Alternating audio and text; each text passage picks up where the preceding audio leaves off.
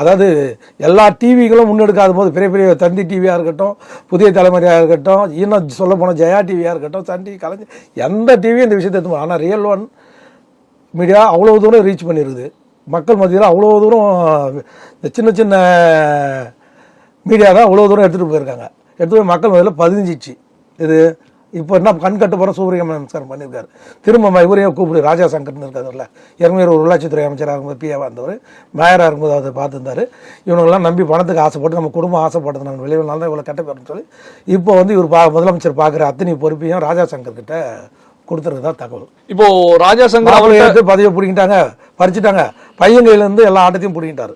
இப்போ ராஜா சங்கர் தான் இப்போ அந்த டீம் தான். ஏன்னா அவர் இது பார்த்த வரைக்கும் அவரோட பார்ட்னர் கூட அவர் யார், தளபதி ஸ்டாலின் தமிழ்நாட்டிலே ஒருத்தர்கிட்ட பார்ட்னராக இருக்கிறாருன்னா அது ராஜா சங்கர் சார்கிட்ட தான் இருக்கார். இப்போ ராஜா சங்கர் சொல்லி தான் இப்போ டெல்லி போயிருக்காரு.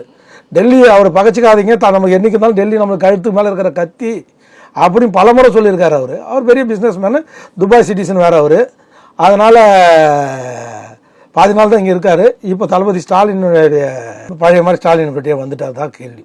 இப்போ மாப்பிள்ளையும் உதயநிதியும் ஓரம் கட்டுறதா தான் கேள்வி.